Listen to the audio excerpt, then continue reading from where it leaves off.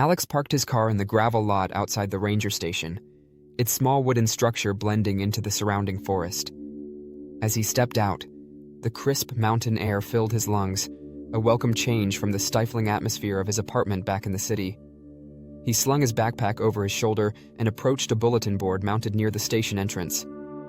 The board was cluttered with faded flyers, maps of hiking trails, and a series of missing person notices. Rows of faces stared back at him, their eyes frozen in expressions of hope or fear. The sight made his stomach churn, but he forced himself to look away. This was supposed to be an escape, not another source of dread. Alex adjusted the strap of his backpack and glanced toward the trailhead in the distance. The mountain range promised solitude, a space where the raw beauty of nature might help him rebuild something inside. He wasn't here to dwell on tragedies or warnings. But as he turned to leave, his gaze flicked back to the bulletin board, and the faces seemed to linger in his mind, a haunting reminder of lives left unresolved. He had come here to escape, to clear his head after the divorce papers were signed and the life he thought he'd built crumbled around him. The mountain range promised solitude, a space where the raw beauty of nature might help him rebuild something inside. But the missing faces refused to leave his thoughts. They were a reminder that some things didn't heal, some stories ended abruptly, without answers. As Alex approached the trailhead, he noticed a weathered sign nailed to a nearby tree. Caution, remote area, hiking alone is not recommended. Recent reports of unexplained noises and disappearances. A cold shiver ran through him, but he brushed it off. He wasn't here to get scared by campfire stories. He was here to prove to himself that he could endure, even thrive, alone. Alex set up camp near a glade, the towering pines whispering secrets to the wind. The forest stretched endlessly around him, the horizon swallowed by jagged peaks and dense foliage. He worked methodically, pitching his tent and gathering firewood, the steady rhythm of the tasks keeping his thoughts at bay. The solitude was comforting but unfamiliar. Every now and then, he glanced toward the tree line, half expecting to see another hiker emerge, but there was only the forest, silent, still, and watching. As the sun dipped below the horizon, painting the sky in hues of orange and purple, Alex struck a match and lit the fire. Flames danced and crackled, casting flickering shadows on the surrounding trees. He pulled out a packet of freeze-dried food and prepared his dinner, the simple ritual grounding him in the moment. The smell of smoke mingled with the earthy scent of pine, creating an odd sense of both comfort and unease. After eating, Alex unrolled his map, studying the terrain for tomorrow's route. His fingers traced the marked trails, noting potential landmarks and water sources. A rustling noise pulled his attention from the map. He froze, his heart skipping a beat. The sound came from the underbrush behind him, soft, deliberate, and close. He grabbed his flashlight and turned toward the noise, its beams slicing through the darkness.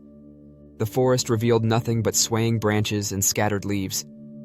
"Just the wind," he muttered, though the explanation felt hollow. He lingered for a moment before returning to his seat near the fire. The silence that followed was heavier than before, the kind that pressed into the ears and made every crackle of the fire seem deafening. Alex's thoughts wandered to the missing hikers. He pictured their faces on the billboard, wondering if they had sat where he now sat, staring into the same unyielding darkness. Another sound broke the stillness, this time the crunch of boots on gravel. Alex's head snapped up, his muscles tensing. A figure emerged from the shadows, the brim of a ranger's hat catching the firelight. "Evening," the woman said, her voice calm but carrying an edge of authority. "Didn't think I'd see anyone camping this far out tonight." Alex exhaled, the tension in his shoulders easing slightly. "You startled me," he admitted, setting the flashlight down. "I didn't think rangers came out this way." The woman stepped closer, crouching near the fire. "Name's Casey. I check in on the more remote trails when I can. Saw your fire from a distance." Alex nodded, suddenly self-conscious about the isolation. "Needed some time away," he said, avoiding the specifics. "Thought the mountains might be the right place." Casey's expression softened slightly. "They usually are," she said, her gaze drifting to the flames. Then her tone shifted, becoming more serious. "But you picked an interesting spot. Folks don't come up here much anymore. Not since, well, You've probably seen the posters. The missing hikers, Alex said, the unease from earlier creeping back into his voice. What happened to them? Casey hesitated, her eyes flicking toward the darkened woods. No one knows for sure, she admitted. Some say it's wild animals. Others think they just got lost or injured. But there have been reports, strange ones.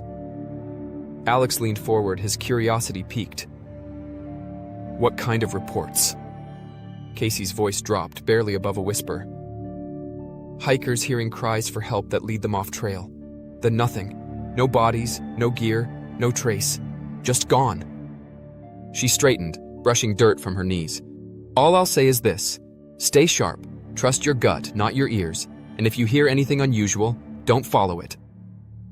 She gave Alex a nod and disappeared back into the forest, her form swallowed by the night. Alex sat motionless by the fire, her words replaying in his mind. He stared into the flames until they blurred, the weight of her warning settling heavily on his chest. When he finally crawled into his tent, the forest seemed alive with whispers, each rustle and creak carrying an unspoken threat. After a productive day of hiking, Alex set up camp again. The second night brought an icy chill that seeped into his bones.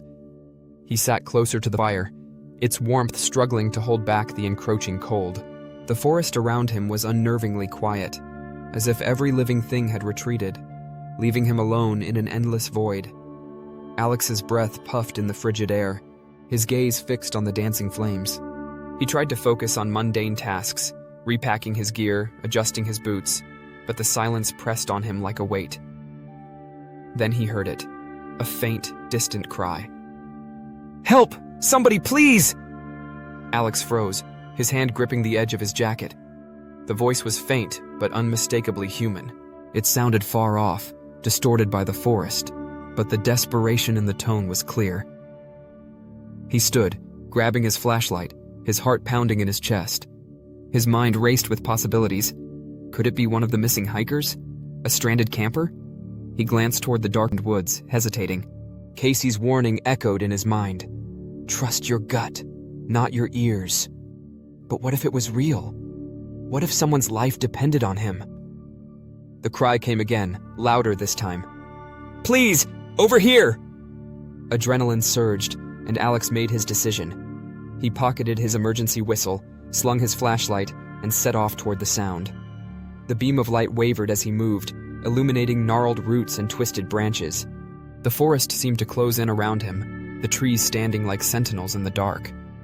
The cry repeated, guiding him deeper into the wilderness. I'm coming! He called out, his voice breaking the oppressive silence. The forest swallowed his words, offering no reply. The terrain grew more treacherous as he followed the voice. Rocks jutted out at odd angles, and the ground became uneven and slick with frost. Alex's breath quickened, each step heavier than the last.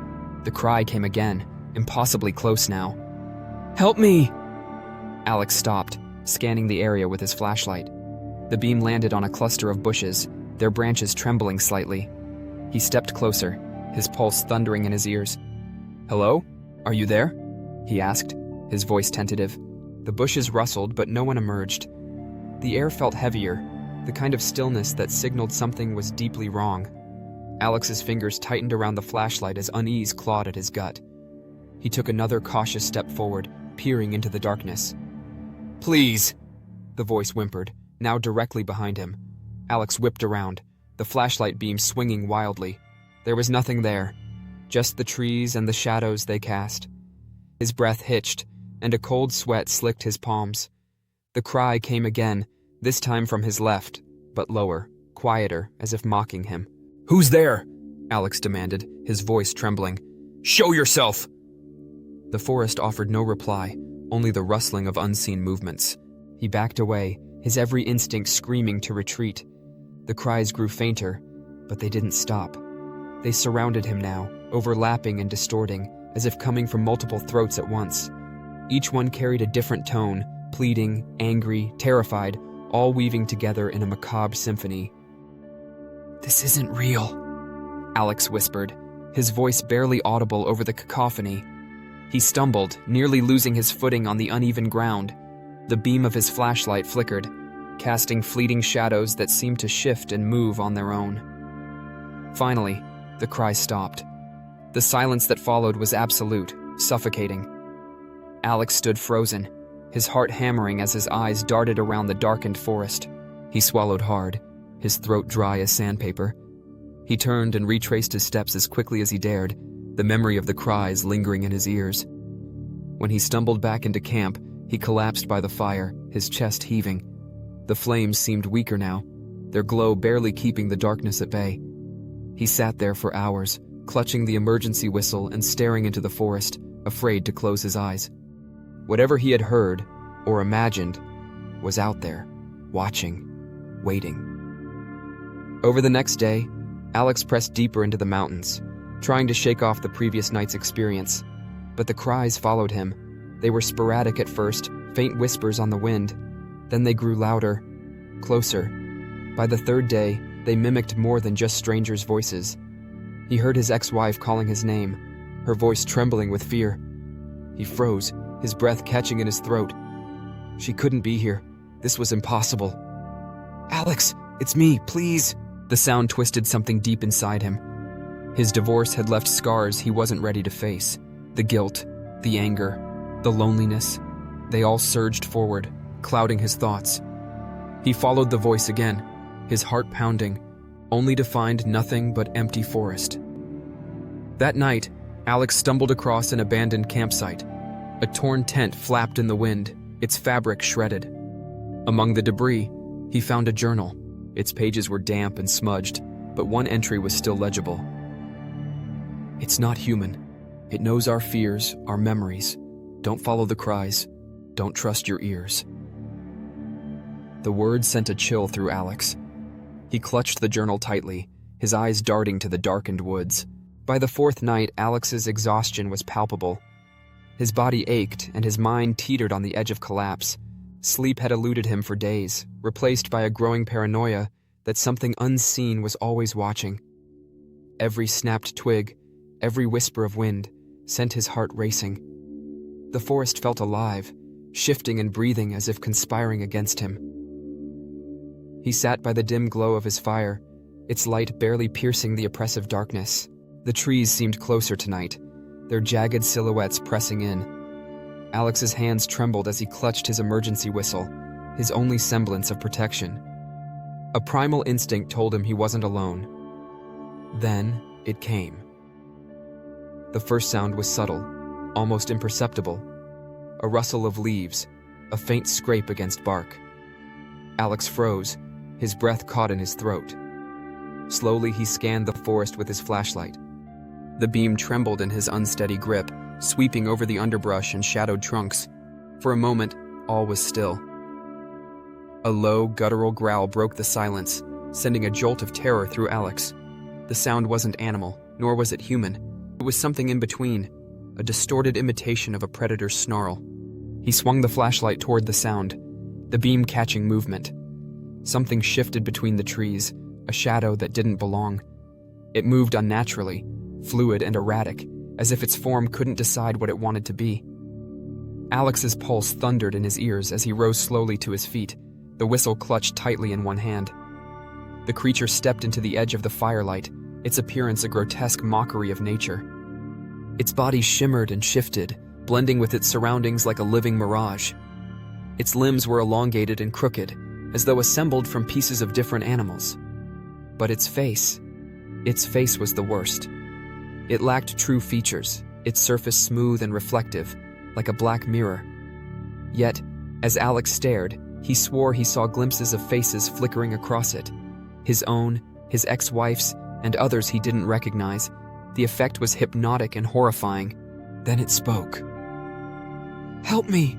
it whimpered, mimicking Alex's own voice perfectly. The sound was eerily familiar but warped, like hearing a recording played back at the wrong speed. Alex staggered backward, bile rising in his throat. The creature tilted its head, studying him with an intelligence that felt cold and alien. It moved closer, each step slow and deliberate, its limbs bending unnaturally. Alex's flashlight flickered, the beam struggling to stay steady. Desperation surged through him, and he raised the whistle to his lips, blowing it with all his might. The piercing sound sliced through the air, and the creature recoiled violently, its body spasming as if in pain. It let out a scream, a sound that was neither human nor animal, a cacophony of voices layered together in agony. The forest seemed to tremble with the force of it, the trees groaning under an unseen weight. Alex seized the moment, scrambling backward toward the fire, his eyes never leaving the creature. As the sound faded, the creature's form began to shift again, its edges blurring and twisting as it melted back into the shadows. It didn't retreat. It simply disappeared, vanishing as if the forest had swallowed it whole. Alex stood trembling, his legs barely able to hold him upright. The whistle dangled from his lips, his breaths coming in ragged gasps. The fire crackled weakly at his back, the only source of light in an overwhelming darkness. He knew now what he was up against, a predator unlike anything he'd ever imagined, one that could twist his own reality against him. The forest was silent again, but Alex felt its presence lingering, watching, waiting. The creature's cry cut through the silence, a perfect imitation of Alex's own voice. "Help! I'm over here!" Alex stumbled backward, his mind racing. He blew his emergency whistle in a desperate bid to scare it off. The creature recoiled slightly, its form wavering as if disrupted. That's when Alex realized the sound affected it. Determined to end the nightmare, Alex spent the 5th day preparing for what he knew would be a final confrontation. His body ached from exhaustion, his mind was frayed, but a single thought kept him moving: survival. He scoured the terrain for anything he could use, assembling a makeshift arsenal of tools, a sharpened branch, a bundle of flammable pine resin, and his emergency whistle. The journal's warnings echoed in his mind. Don't trust your ears. Use its instincts against it. As night fell, Alex set his trap near a narrow crevasse. The icy chasm plunged deep into the earth, its edges jagged and unforgiving. He lit a small fire, its glow meant to bait the creature closer, and scattered bits of gear around the area to create the illusion of vulnerability. Then he crouched in the shadows, gripping the whistle and his crude spear tightly, his breath visible in the frigid air. The forest was unnervingly quiet, as if holding its breath. Alex's heart hammered in his chest, each beat a deafening thud in the silence. Minutes stretched into an eternity. Then, from the darkness, it came. The first sign was the whisper of movement, leaves brushing against each other, branches creaking as if something massive shifted through them. Then the cries began. They were subtle at first, faint and pleading, but they quickly grew louder, closer until they surrounded him. The voices overlapped, mimicking a cacophony of agony. His ex-wife's desperate pleas, the screams of strangers, even his own voice calling out in terror. "Alex, it's me! Help me!" He gritted his teeth, forcing himself to stay still, even as the sound clawed at his sanity. The creature emerged from the shadows, its distorted form undulating and shifting.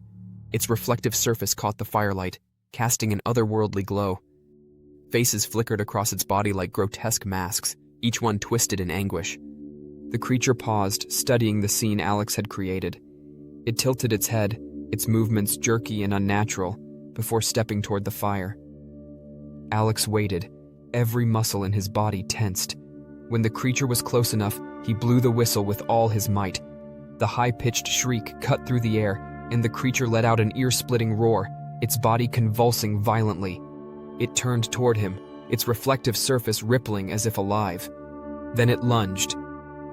Alex barely dodged its attack, the creature's limbs smashing into the ground where he had been crouched. The impact sent dirt and rocks flying, and Alex stumbled back, raising the sharpened branch. The creature lunged again, its movements horrifyingly fast. Alex thrust the spear forward, the tip piercing its shifting flesh. Black, viscous liquid oozed from the wound, but the creature didn't slow. Instead, it let out another ear-shattering scream, the sound reverberating through Alex's skull. The creature struck again, its limb catching Alex's side and sending him sprawling to the ground. Pain exploded through his ribs, but he forced himself to roll away as the creature bore down on him. He scrambled to his feet, grabbing the bundle of pine resin. With trembling hands, he lit it with his remaining matches, the flames roaring to life. He hurled the burning mass at the creature, the resin sticking to its body and igniting in a burst of fire. The creature thrashed wildly, its screams now a deafening symphony of human and inhuman voices. The fire consumed its outer layer, revealing sinewy, writhing muscles beneath. It lunged at Alex again, but its movements were slower now, its body faltering as the flames spread. Alex seized the opportunity, blowing the whistle repeatedly to disorient it further. With a final, desperate effort, Alex led the creature toward the edge of the crevasse. It followed, its form flickering and unstable, its cries growing weaker. Alex stood at the precipice, his breath ragged, as the creature lunged one last time. He sidestepped at the last moment, thrusting his shoulder into its torso with all his strength. Momentum carried the creature forward, its body teetering on the edge before plummeting into the abyss. For a moment, the forest was silent, save for the sound of Alex's labored breathing. He collapsed to his knees, staring into the darkness below. The creature's screams echoed faintly, growing fainter until they disappeared entirely. The fire crackled behind him, its light a fragile barrier against the overwhelming darkness. Alex sat there for what felt like hours, his body trembling from exhaustion and pain. He had won, but the cost was etched into his very soul. He knew he would never forget the creature's cries or the faces it wore. As he gathered his things and began the long descent back to civilization, he couldn't shake the feeling that the creature wasn't truly gone. The forest seemed to watch him, its shadows deeper and more menacing than before. And when he finally reached the trailhead, he swore he heard a faint whisper in the wind, his own voice calling out from the darkness. Alex limped down the final stretch of the trail, his body battered but alive. The sun had risen, its light filtering through the treetops and casting dappled patterns on the ground. The oppressive weight of the forest seemed to lift slightly with each step closer to the trailhead, as if he were emerging from a nightmare. When he finally reached the parking lot, his car was exactly where he had left it, dusted with a thin layer of pine needles. Relief washed over him, but it was fleeting. He stood there for a moment, staring at the vehicle, unsure if it marked his salvation or something else entirely. As Alex leaned against the car, letting the exhaustion and pain sink in, he heard it, a faint, almost imperceptible rustle from the woods behind him. It could have been the wind, but his gut told him otherwise. Slowly, he turned, his eyes scanning the edge of the tree line.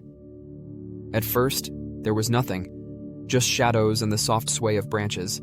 Then it appeared. The creature stepped out from the darkness, its form shimmering and unstable, like heat waves rising from asphalt.